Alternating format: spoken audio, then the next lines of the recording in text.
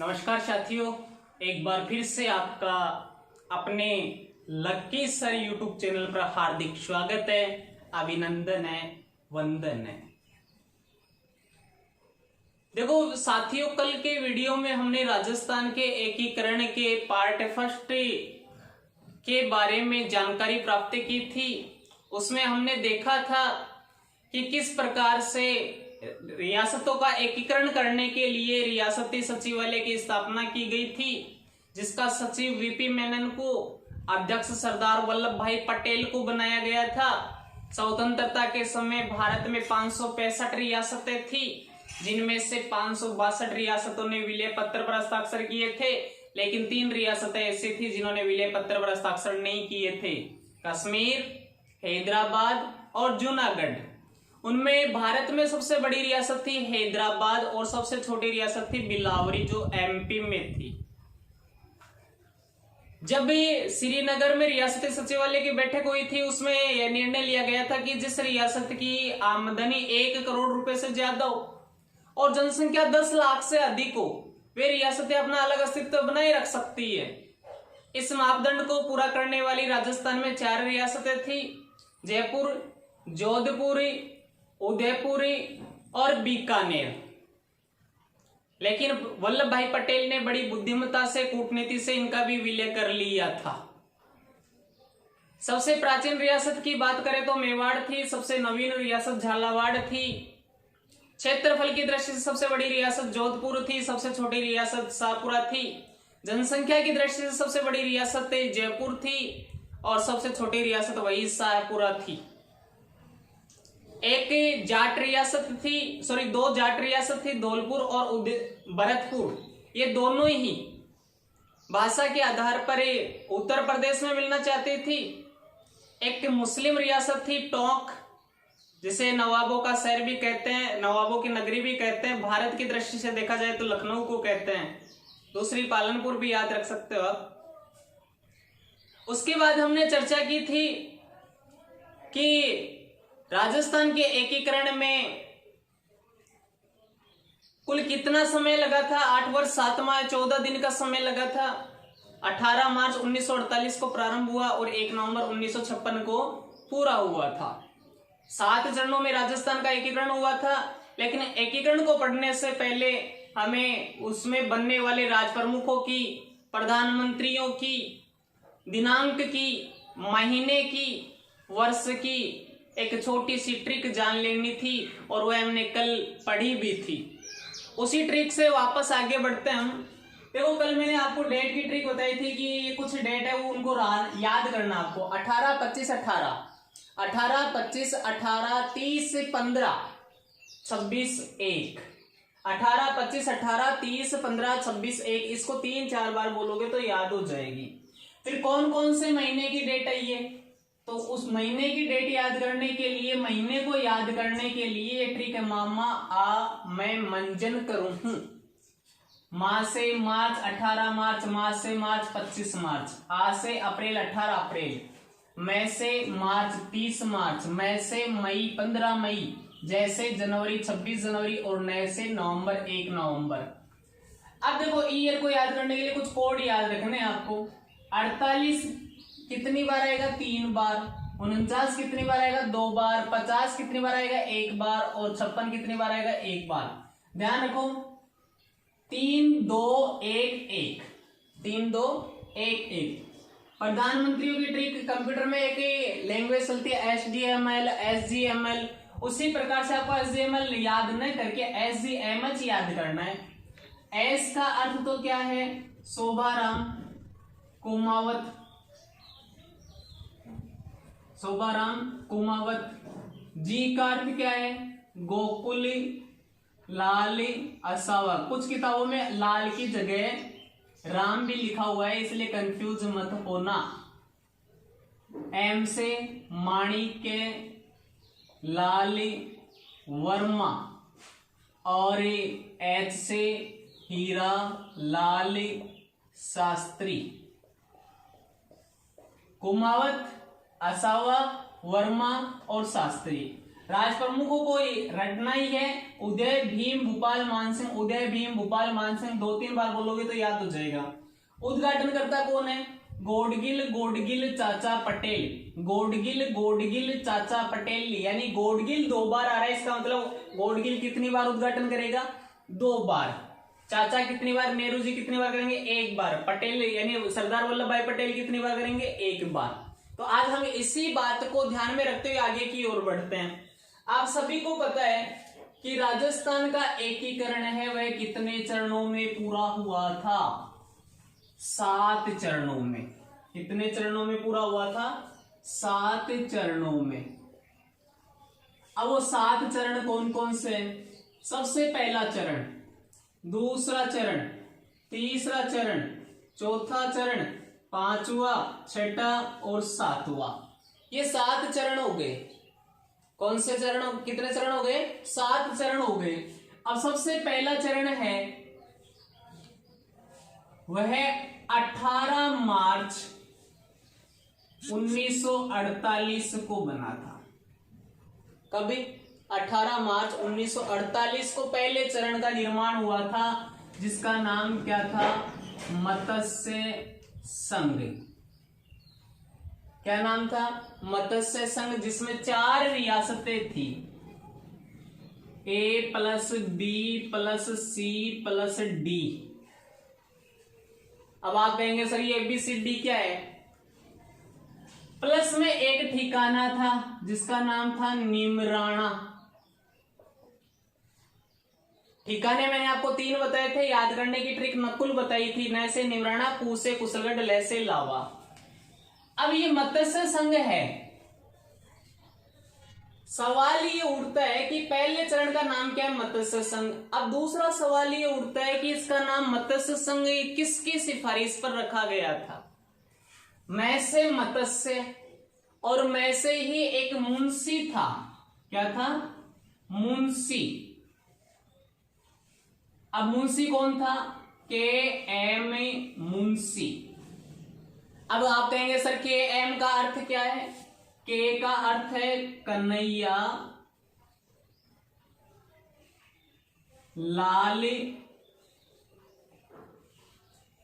M का अर्थ है माणिक्य लाल, यानी पूरा नाम क्या है? कन्हैया लाल माणिक्य लाल मुंशी।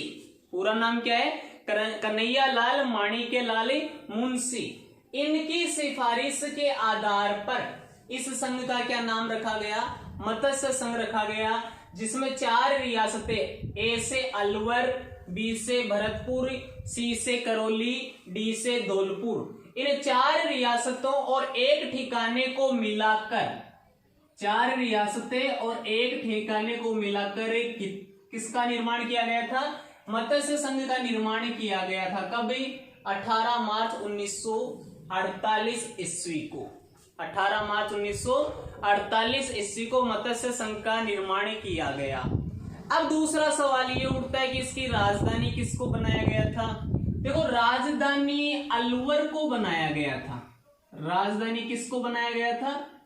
अलवर को बनाया गया था। एक विशेष बात याद रखनी है आपको कि जो राजधानी होगी वहीं का शासक राज प्रमुख बनेगा, लेकिन पहले चरण में ऐसा नहीं हुआ।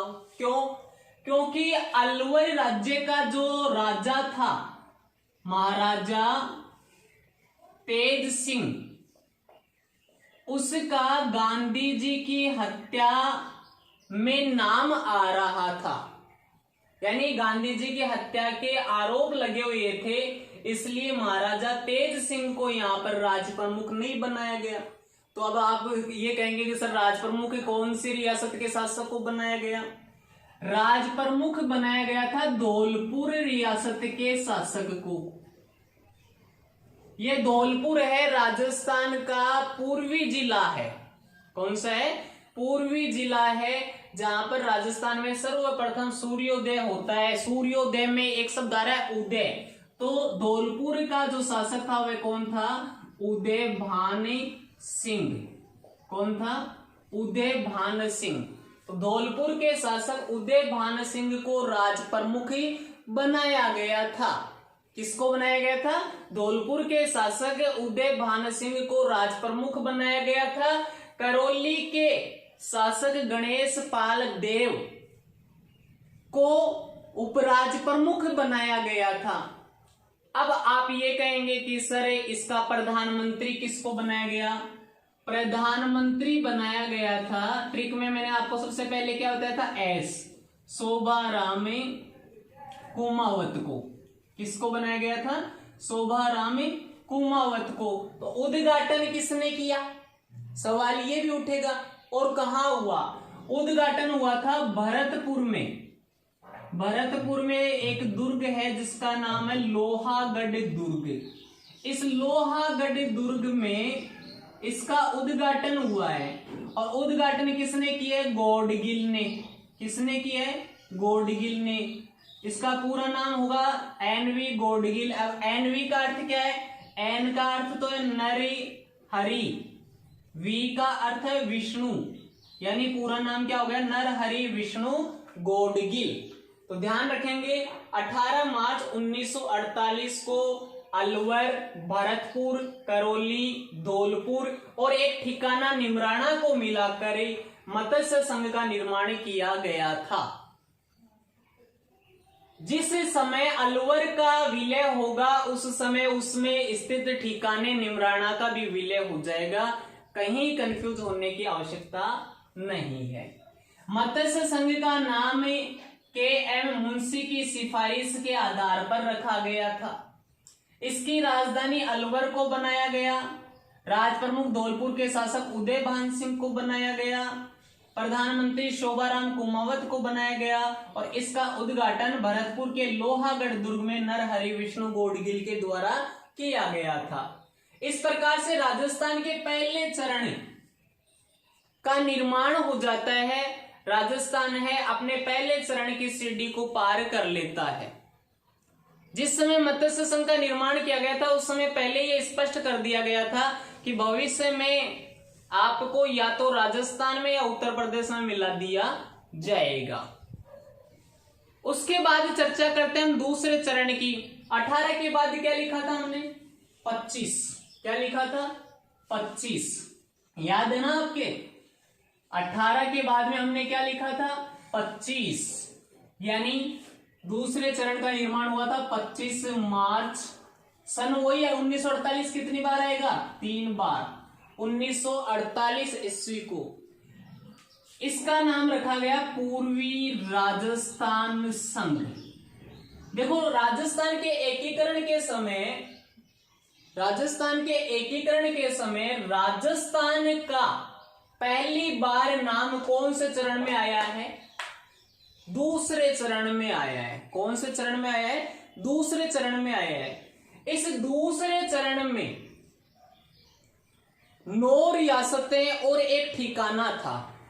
जैसे निमराना कहां? अलवर में। अलवर का विलय हुआ तब किसका विलय हो गया? निमराना का। दूसरा कुशलगढ़ कहां है? बांसवाड़ा में। तब बांसवाड़ा का विलय होगा तो किसका विलय हो जाएगा? कुशलगढ़ का। तीसरा लावा कहां था? जयपुर में। वर्तमान में तो टोंक में, लेकिन जब जयपुर का विलय होगा तो किसका विलय हो जाएगा? लावा का। इस पूर्वी राजस्थान संघ में 9 रियासतें थी और एक ठिकाना था। यानी टोटल कितने थे? 10। टोटल कितने थे? 10। अब वो 9 रियासतें कौन सी थी सर? कैसे याद होगी? याद रखनी है एक ट्रिक से। बाबू की को जाड़ू प्रेसाटो। बाबू की को जाड़ू प्रेसाटो। लड़कियां कहती है ना बाबू सोना मोना। तो बाबू की को जाड़ू प्रेसाटो। बा से बांसवाड़ा। अब बांसवाड़ा का विलय होगा तो आप सभी को पता है किसका विलय हो जाएगा? एक ठिकाना जिसका नाम क्या है? कुशलगढ़, जो बड़ा ठिकाना भी है। बू से बूंदी, की से किशनगढ़, को से कोटा, जा से झालावाड़, डू से डूंगरपुर, प्रे से प्रतापगढ़, सा से शाहपुरा और टो से टोंक। कितनी रियासतें? 9। बांसवाड़ा 1, बूंदी 2, किशनगढ़ 3, कोटा 4, झालावाड़ 5, डूंगरपुर 6, प्रतापगढ़ 7, शाहपुरा 8, टोंक 9 और एक ठिकाना कौन सा है? कुशलगढ़। इन 10 को मिलाकर किसका निर्माण किया गया? पूर्वी राजस्थान संघ का निर्माण किया गया। इसका भी नाम के एम मुंशी की सिफारिश के आधार पर रखा गया था। इसकी राजधानी किसको बनाया गया? कोटा को बनाया गया। राजधानी किसको बनाया गया? कोटा को। देखा, मैंने पहले चर्चा की थी कि जो राजधानी बनेगी वहीं का शासक क्या बनेगा? वहीं का शासक क्या बनेगा? राज प्रमुख बनेगा। तो कोटा का उस समय शासक कौन था? भीम सिंह। कौन था? भीम सिंह। इसे क्या बना दिया गया? राज प्रमुख बना दिया गया। और बूंदी का एक शासक था जिसका नाम था बहादुर सिंह। क्या नाम था? बहादुर सिंह। उसे उपराज प्रमुख बनाया गया। प्रधानमंत्री किसको बनाया गया? एस के बाद में क्या लिखा था हमने? जी। प्रधानमंत्री बनाया गया था गोकुल भाई भट्ट नहीं, गोकुल लाल असावा को। गोकुल लाल असावा को। राजधानी कोटा को। राज प्रमुख कोटा के शासक भीम सिंह को। प्रधानमंत्री गोकुल लाल असावा को। अब सवाल ये उठता है कि इसका उद्घाटन किसने किया? इसका उद्घाटन करता कौन था? इसका उद्घाटन भी उसी ने किया। किसने? एनवी गॉडगिल ने। क्योंकि गॉडगिल कितनी बार थे? 2 बार। तो दूसरे चरण का उद्घाटन भी किसने किया है? गॉडगिल ने। तो ध्यान रखना है 25 मार्च 1948 को बांसवाड़ा, बूंदी, किशनगढ़, कोटा, झालावाड़, डूंगरपुर, शाहपुरा, प्रतापगढ़, टोंक और एक ठिकाना कुशलगढ़ को मिलाकर पूर्वी राजस्थान संघ का निर्माण किया गया, जिसकी राजधानी कोटा को, राज प्रमुख कोटा के शासक भीम सिंह को, उपराज प्रमुख बूंदी के शासक बहादुर सिंह को, प्रधानमंत्री गोकुललाल असावा को बनाया गया। इसका उद्घाटन किसने किया? एनवी गॉडगिल ने। देखो यहाँ कोटा का शासक भीम सिंह, एक चीज में याद रख सकते हो, कोटा के लोग अपने आप को शिक्षा का भीम समझते, क्योंकि वहां शिक्षा का क्रेज बहुत अच्छा है। इसलिए कोटा को कई नामों से भी जाना जाता है, जैसे कोटा को शिक्षा नगरी कहा जाता है, कोटा को औद्योगिक नगरी कहा जाता है, कोटा को आधुनिक भारत का नालंदा कहते हैं, कोटा को सर्वाधिक नदियों वाला संभाग भी कहते हैं।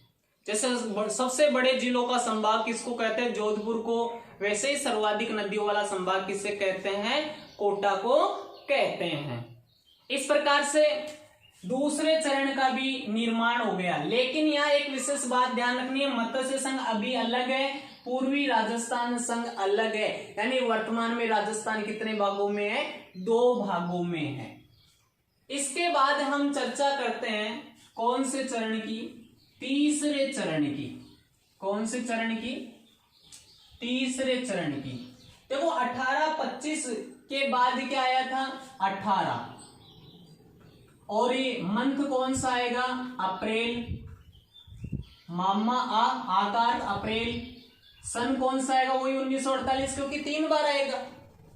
और इस समय इसका नाम क्या है? संयुक्त राजस्थान। यानी तीसरे चरण का नाम क्या है? संयुक्त राजस्थान। संयुक्त का अर्थ क्या होता है? जोड़ना, मिलाना। 2 चीजों को जोड़ते हैं तो संयुक्त करना कहते हैं, उनको मिलाना कहते हैं। तो हुआ क्या था कि 18 अप्रैल 1948 को पूर्वी राजस्थान में कौन सा चरण है? तीसरा। तो 3 को आप ऐसे लिख दो। अब आगे क्या लिख दोगे? उदयपुर। नाम क्या है वैसे? मेवाड़। तो 18 अप्रैल 1948 को पूर्वी राजस्थान संघ में किसको मिला लिया गया? उदयपुर को मिला लिया गया। और किसका निर्माण किया गया? संयुक्त राजस्थान संघ का निर्माण किया गया।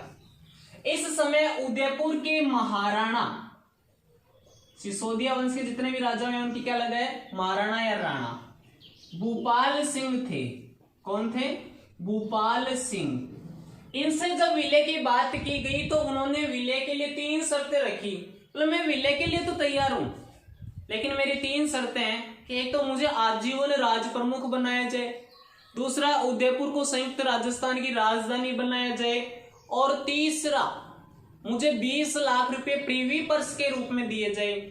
तो उदयपुर को राजधानी भी बना दी गई, उन्हें आजीवन राज प्रमुख भी मान लिया गया, लेकिन उनकी जो तीसरी शर्त थी 20 लाख रुपए प्रीवी पर्स की, उसे टुकड़ों में स्वीकार किया गया था। 10 लाख रुपए वार्षिक प्रीवी पर्स के रूप में दिए गए, 5 लाख रुपए वार्षिक अनुदान के रूप में और 5 लाख रुपए धार्मिक अनुष्ठान के रूप में दिए गए थे। यानी संशोधन के माध्यम से उसे स्वीकार किया गया था। तो ध्यान रखना है, पूर्वी राजस्थान संघ में किसको मिलाया गया, उदयपुर को मिलाया गया है। किसको मिलाया गया, उदयपुर को मिलाया गया है। उस समय उदयपुर के महाराणा कौन थे, भूपाल सिंह। तो शर्त के मुताबिक राजधानी की कौन सी बन जाएगी, उदयपुर बन जाएगी। शर्त के मुताबिक राज प्रमुख कौन बन जाएंगे, भूपाल सिंह। उपराज प्रमुख कौन होगा, उपराज प्रमुख होगा कोटा का शासक, कोटा का शासक भीम सिंह। कौन होगा, भीम सिंह। इसका प्रधानमंत्री, प्रधानमंत्री किसको बनाया जाएगा, माणिक्य लाल वर्मा को बनाया जाएगा। किसको बनाया जाएगा, माणिक्य लाल वर्मा को बनाया जाएगा। ये वही माणिक्य लाल वर्मा है जिन्होंने मेवाड़ प्रजामंडल के दौरान अपनी महत्वपूर्ण भूमिका निभाई थी। माणिक्य लाल वर्मा को मेवाड़ प्रजामंडल के दौरान कुंभलगढ़ दुर्ग में, कौन से दुर्ग में, कुंभलगढ़ दुर्ग में नजरबंद किया गया था। ये वही माणिक्य लाल वर्मा है जिन्हें क्या कहते हैं, मेवाड़ का गांधी कहते हैं। क्या कहते हैं, मेवाड़ का गांधी कहते हैं। इन्होंने प्रजामंडल आंदोलन के दौरान एक गीत भी गाया था, कौन सा, पंछीड़ा गीत। इन्होंने एक पुस्तक भी लिखी थी, मेवाड़ का वर्तमान शासन नामक पुस्तक भी लिखी थी। कई बार प्रश्न पूछ लिया जाता है कि मेवाड़ का वर्तमान शासन नामक पुस्तक किसने लिखी, माणिक्य लाल वर्मा ने। मेवाड़ प्रजामंडल आंदोलन में सबसे महत्वपूर्ण भूमिका किसने निभाई, माणिक्य लाल वर्मा ने। मेवाड़ का गांधी किसको कहते हैं, माणिक्य लाल वर्मा को। किसको कहते हैं, माणिक्य लाल वर्मा को। पंछड़ा गीत किसने लिखा था, माणिक्य लाल वर्मा ने। अगला सवाल ये उठता है कि इसका उद्घाटन किसने किया। उद्घाटन किया था चाचा ने, और चाचा किसको कहा गया, पंडित जवाहरलाल नेहरू को। किसको कहा जाता है, पंडित जवाहरलाल नेहरू को। तो ध्यान रखना है, 18 अप्रैल 1948 को पूर्वी राजस्थान संघ में उदयपुर को मिलाकर किसका निर्माण किया गया, संयुक्त राजस्थान संघ का निर्माण किया गया, जिसकी राजधानी उदयपुर को, राज प्रमुख उदयपुर के महाराणा भूपाल सिंह को, उपराज प्रमुख कोटा के शासक भीम सिंह को, प्रधानमंत्री माणिक्य लाल वर्मा को बनाया गया, जिसका उद्घाटन किसने किया था, पंडित जवाहरलाल नेहरू ने किया था। ये वही उदयपुर है जिसे झीलों की नगरी कहा जाता है। ये वही उदयपुर है जिसे पूर्व का वेनिस कहा जाता है। ये वही उदयपुर है जिसे माउंटेन फाउंटेन का शहर कहा जाता है। ये वही उदयपुर है जिसे राजस्थान में एशिया का वीना कहा जाता है। ये वही उदयपुर है जो व्हाइट सिटी के नाम से प्रसिद्ध है। क्या कहते हैं उदयपुर को, ध्यान रखना है, झीलों की नगरी कहते हैं, पूर्व का वेनिस कहते हैं, माउंटेन फाउंटेन का शहर कहते हैं, राजस्थान में एशिया का वीना कहते हैं, व्हाइट सिटी कहते हैं। और उदयपुर यानी मेवाड़ का गांधी किसको कहते हैं, माणिक्य लाल वर्मा को कहते हैं। माणिक्य, इसके अलावा विशेष बात यह ध्यान रखनी है कि उदयपुर के महाराणा भूपाल सिंह एकीकरण के समय एकमात्र क्या थे, अपाहिज व्यक्ति थे। कोई आपसे पूछ ले कि एकीकरण के समय एकमात्र अपाहिज व्यक्ति कौन था, तब आपका जवाब क्या होना चाहिए, उदयपुर के महाराणा भूपाल सिंह थे। अब देखो, ये तीसरा चरण हो गया। अब हम बात करते हैं चौथे चरण की। 1948 तो 3 बार ही आएगा, तो चौथा चरण कौन सा है सर? देखो, चौथे चरण का निर्माण हुआ था 30 मार्च 1949 को, जिसका नाम रखा गया वृहद राजस्थान संघ। वृहद किसको कहते हैं? जो बड़ा होता है, विशाल होता है। यानी इस समय 4 बड़ी रियासतों का विलय होगा। 4 बड़ी रियासतों का विलय होने के कारण राजस्थान एक मौलिक इकाई के रूप में, एक बृहत्तर इकाई के रूप में गठित होगा। इसलिए इसका नाम क्या रखा गया? वृहद राजस्थान संघ रखा गया। क्या रखा गया? वृहद राजस्थान संघ रखा गया। देखो, ध्यान रखना है, 30 मार्च 1949 को संयुक्त राजस्थान संघ में 4 बड़ी रियासतें और एक ठिकाने को मिलाकर किसका निर्माण किया गया था? वृहद राजस्थान संघ का निर्माण किया गया था। वो 4 बड़ी रियासतें सरे कौन कौन सी है आप बताओ? जयपुर, जोधपुर, जैसलमेर, बीकानेर। जयपुर, जोधपुर, जैसलमेर, बीकानेर। जे बी 4 है तो क्या है? सरदार है। यानी इसका उद्घाटन कौन करेगा? सरदार वल्लभ भाई पटेल करेगा। अब जयपुर में एक ठिकाना था, वो ठिकाना कौन सा था? लावा। तो लावा का विलय हो जाएगा। दूसरे चरण में किसका विलय हुआ था? कुशलगढ़ का। पहले चरण में किसका हुआ था? निमराना का। और चौथे चरण में किसका हो जाएगा? लावा का। तो देखो, 30 मार्च 1949 को जयपुर, जोधपुर, जैसलमेर, बीकानेर और एक ठिकाना लावा को मिलाकर किसका निर्माण किया गया? वृहद राजस्थान संघ का निर्माण किया गया था। किसका निर्माण किया गया था? वृहद राजस्थान संघ का निर्माण किया गया था, जिसकी राजधानी किसको बनाया गया? जयपुर को। राजधानी किसको बनाया गया? जयपुर को। कई बार यहां सवाल उठ जाता है कि राजस्थान की राजधानी जयपुर को किसकी सिफारिश के आधार पर बनाया गया था? देखो, एक समिति का नाम याद रखना आपको। समिति का नाम है पी सत्य नारायण राव समिति। समिति का क्या नाम है? पी सत्यनारायण राव समिति। इस सिफारिश के आधार पर वृहद राजस्थान की राजधानी किसको बनाया गया था? जयपुर को बनाया गया था। वैसे तो भारत में देखा जाए तो सर्वप्रथम जयपुर है, वह राजधानी कब बन चुकी थी आप सभी को पता होगा शायद ही। 18 नवंबर 1727 को वो कछवा वंश के राजधानी बनी थी। और उसे राजधानी किसने बनाया था? सवाई जयसिंह ने। किसने बनाया था? सवाई जयसिंह ने। लेकिन राजस्थान के एकीकरण में सबसे पहले राजस्थान की राजधानी जयपुर कब बनी? 30 मार्च 1949 को। इस दिन राजधानी बनने के कारण और राजस्थान के एक मौलिक इकाई के रूप में गठित होने के कारण प्रतिवर्ष 30 मार्च को क्या मनाया जाता है? राजस्थान दिवस मनाया जाता है। क्या मनाया जाता है? राजस्थान दिवस मनाया जाता है। याद रखना है, अब जो राजधानी होगी वहीं का शासक क्या होगा? राज प्रमुख बनेगा। तो इसका राज प्रमुख किसको बनाया गया? जयपुर के शासक मान सिंह सेकंड को। मान सिंह सेकंड को। ये वही मान सिंह है जो जयपुर की महारानी या हम कह सकते हैं राजघराने से संबंधित रानी गायत्री देवी उनके पति हैं। इन्हीं के नाम पर आज एसएमएस हॉस्पिटल है, सवाई मानसिंह स्टेडियम है, वो इन्हीं के नाम पर है।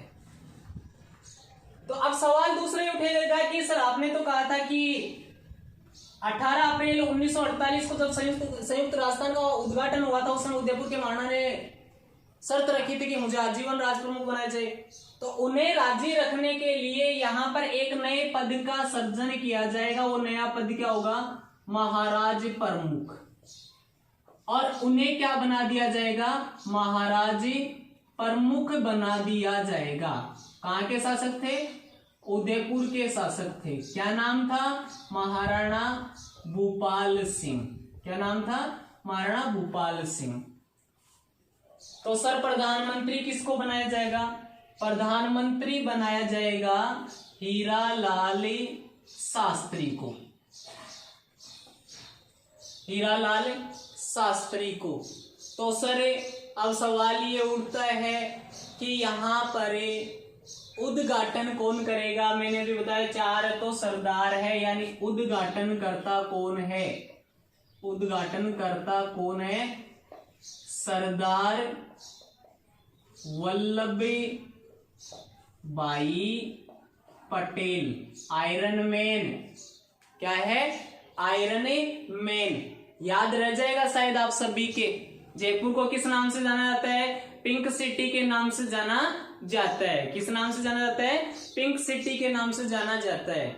तो आपको यहाँ पर एक विशेष बात याद रखनी है कि 4 बड़ी रियासतें कौन सी थी? जयपुर, जोधपुर, जैसलमेर, बीकानेर। J B. राजधानी किसको बनाया गया? जयपुर को।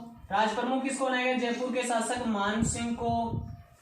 प्रधानमंत्री किसको बनाया गया? हीरालाल शास्त्री को। महाराज प्रमुख उदयपुर के शासक महाराणा भूपाल सिंह को। उद्घाटन किसने किया? सरदार वल्लभ भाई पटेल ने स्वयं ने किया। राजधानी किसकी सिफारिश पर रखी गई? पी सत्यनारायण राव समिति की सिफारिश पर रखी गई थी। ध्यान रहेगा 30 मार्च 1949 को संयुक्त राजस्थान संघ में जयपुर, जोधपुर, जैसलमेर, बीकानेर और एक ठिकाना लावा को मिलाकर वृद्ध राजस्थान संघ का निर्माण किया गया था, जिसकी राजधानी जयपुर को, राज प्रमुख जयपुर के शासक मान सिंह को, महाराज प्रमुख उदयपुर के शासक महाराणा भूपाल सिंह को और प्रधानमंत्री हीरालाल शास्त्री को बनाया गया था, जिसका उद्घाटन किसने किया? सरदार वल्लभ भाई पटेल ने किया था। इस दिन राजस्थान के एक मौलिक इकाई के रूप में गठित होने के कारण प्रतिवर्ष 30 मार्च को क्या मनाते हैं? राजस्थान दिवस मनाते हैं। एक विशेष बात और मैं आपको बता दूं, बीकानेर एक ऐसी रियासत है जिसने एकीकरण के समय सबसे अधिक धरोहर राशि प्रदान की थी। सर कितनी दी थी? 4,87,00,000 रुपए। कितने दिए थे?